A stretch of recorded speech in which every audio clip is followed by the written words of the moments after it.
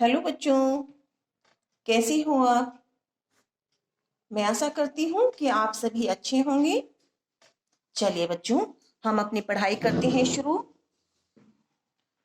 देखो बच्चों, हमारी जो संस्कृत सब्जेक्ट में हमारी चल रही है बच्चों व्यंजन संधि। व्यंजन संधि के मैंने बच्चों जो प्रमुख भेद कराए हैं आपको, फर्स्ट है सचत्व संधि, सटत्व संधि, जसत्व संधि, चरत्व संधि और अनुनासिक संधि। यहां तक बच्चों हमारी हो गई ही है। और अब हम करेंगे अनुस्वार संधि। ठीक है। तो बच्चों अनुस्वार संधि में आप सभी जानते हैं बच्चों क्या होता है अनुस्वार। ठीक, जानते हैं सभी। नहीं जानते हैं तो आप एक बार ध्यान से देख लेंगे कि जो अनुस्वार होता है वो क्या होता है। जो बच्चों ये बिंदी सी बनी होती है इसे हम क्या कहते हैं, अनुस्वार।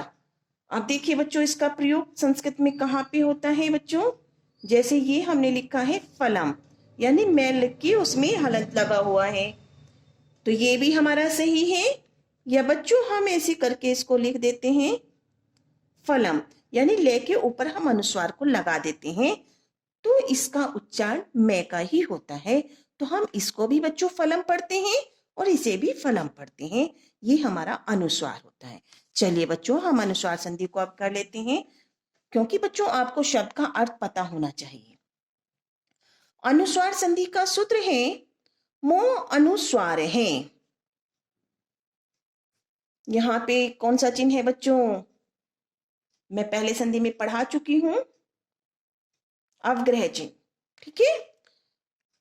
चलिए, सूत्र का अर्थ क्या कहता है ये ध्यान से देखेंगे।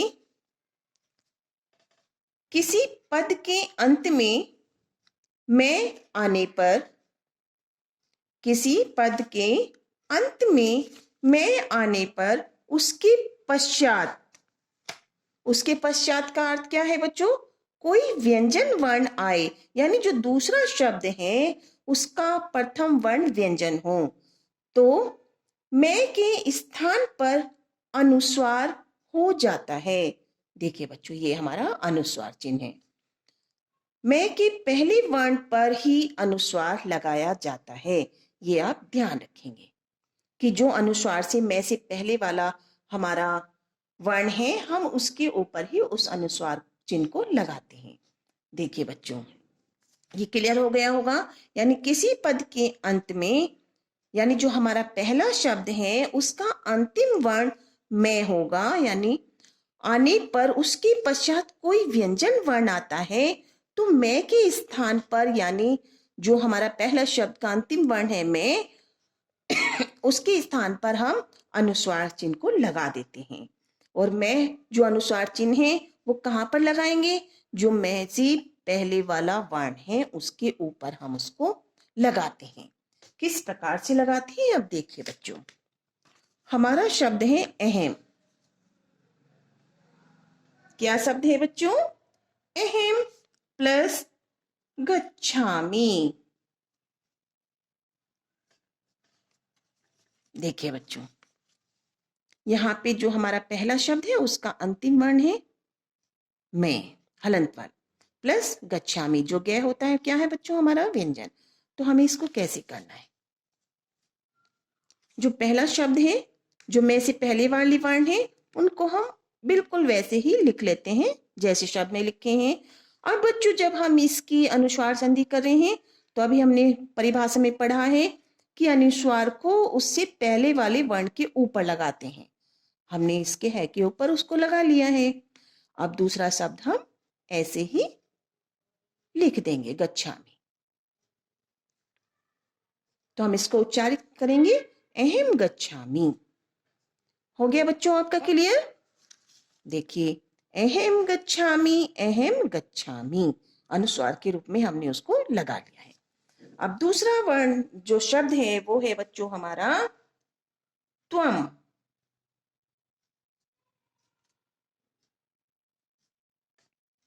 क्या है बच्चों, त्वम चलसी, त्वम प्लस चलसी। करिए बच्चों, अब इसको आप करके देखेंगे, बिल्कुल सिंपल सी है, इसमें कोई भी हमारे ऐसी प्रॉब्लम क्रिएट नहीं होगी कि हम उसको नहीं समझ सकते, नहीं कर सकते हैं। बहुत आसानी से हम उसको पहचान भी लेते हैं अनुस्वार चिन्ह के द्वारा। अगर हम यहाँ पे देखेंगे, हमें कोई वर्ड आता है तो हम देख लेंगे कि ये अनुस्वार है, हम उसको विग्रह भी कर सकते हैं। कर लिया बच्चों आपने सभी ने? चलिए अब आप करके देखते हैं। मैं से पहले वाले वर्णों को हमें वैसे ही लिखना है, तो आदत है और वे हमने ऐसे लिख लिया है। अब जो ये मैं है उसको हमने अनुस्वार के रूप में ऊपर लगा दिया है, और जो हमारा चल सी है उसको हमने वैसे ही लिख दिया है। तुम चल सी, तो ये वर्ड हमारा कंप्लीट हो गया है बच्चों। देख लेते हैं कि सही है। राइट, तुम चल सी हो गया बच्चों, बहुत अच्छे। अब देखिए थर्ड एग्जाम्पल है बच्चों, नगरम प्लस गते हैं। करिए बच्चों, फटाक से करिए, अब 1 मिनट में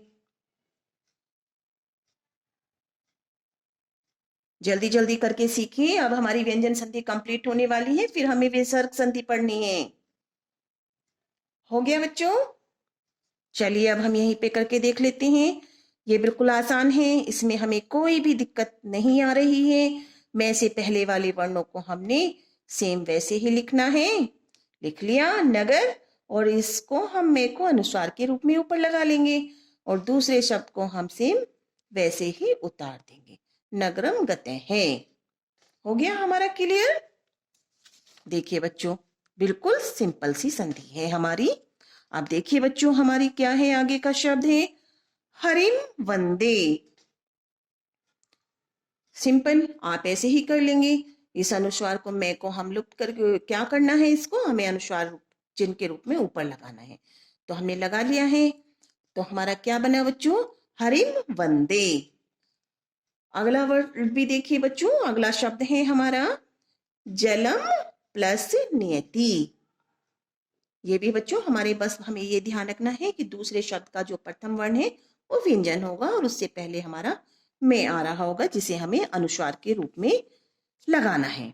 और वो लगता कहाँ है बच्चों, जो मैं से पहले वाला वर्ण है उसके ऊपर ही हम उस अनुस्वार चिन्ह को लगाते हैं। तो ये बना है हमारा बच्चों, हमने मैं से पहले वाला जो जल वर्ड लिखा हुआ है उसको लिखा, जल लिख के उसे मैं को हमने अनुस्वार चिन्ह के रूप में लगा दिया है, और नियति को हमने लिख लिया जलम नियति। आगे देखिए बच्चों, ये मैं आपको एक नोट्स बता रही हूं, तो इसे आप नोट कर लेंगे। पद के अंत में, पद के अंत में मैं के बाद कोई स्वर हो, यानी जो बच्चों हमारा पहला शब्द है उसका अंतिम वर्ण हमें मालूम है वह होगा, सॉरी मैं हलंत वाला मैं होगा, जिसे हम बच्चों कैसे अनुस्वार चिन्ह के रूप में प्रयोग कर रहे थे। तो इसके बाद यानी दूसरे शब्द का जो प्रथम वर्ण है वो क्या आ जाए, कोई स्वर। ठीक है, के बाद कोई स्वर हो तो मैं में स्वर मिलकर के पूर्ण अक्षर होता है, यानी उसका पूर्ण अक्षर हो जाएगा।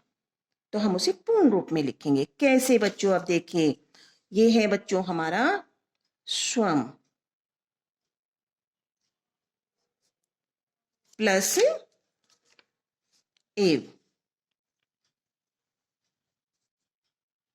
तो बच्चों ये क्या है, हमारा एसेडी है, तो ये हमारा क्या है बच्चों, स्वर है। तो ये अगर स्वर इसमें मिल जाता है तो ये हम जानते हैं कि जो हमारे व्यंजन होते हैं वो स्वरों की सहायता से बोले जाते हैं, और पूर्ण वर्ण है। जितने भी हमारे व्यंजन वर्ण हैं वो मैं वर्ण जो स्वर है उसकी सहायता से बोले जाते हैं, और हम स्वरों की ही उन पे मात्रा लगा देते हैं। तो अब ये पूर्ण वर्ण कैसे बनेगा, पहले हम जो पहला शब्द है उसमें मैं से पहले जितने भी वर्ण हैं उनको हम ऐसे लिखेंगे। अब बच्चों ये जो मैं है ये हमारा पूर्ण वर्ण हो गया है, और ये जो ए है क्योंकि इसको मिलके हुआ है इसलिए इसे ए की मात्रा हम लगा देते हैं। ये हो गया बच्चों हमारा श्वमेव। ठीक है, तो ये बिल्कुल आपको क्लियर हो गया होगा कि पद के अंत में मैं के बाद कोई स्वर हो तो मैं में स्वर मिलकर के वो पूर्णाक्षर होता है। पूर्णाक्षर हो जाएगा, यानी बन जाता है। तो बच्चों, ये हमारी अनुस्वार संधि है और मैं आशा करती हूँ कि ये आपको बहुत अच्छे से समझ में आ गई होगी, क्योंकि ये हमारी बहुत ही आसान सी संधि है। चलिए बच्चों, आपको मेरे द्वारा पढ़ाई गई संधि बहुत अच्छे से समझ में आ रही हैं? प्लीज मुझे आप कमेंट बॉक्स में कमेंट करके बताएं और आप मेरे चैनल को सब्सक्राइब करें, लाइक करें। Thank you.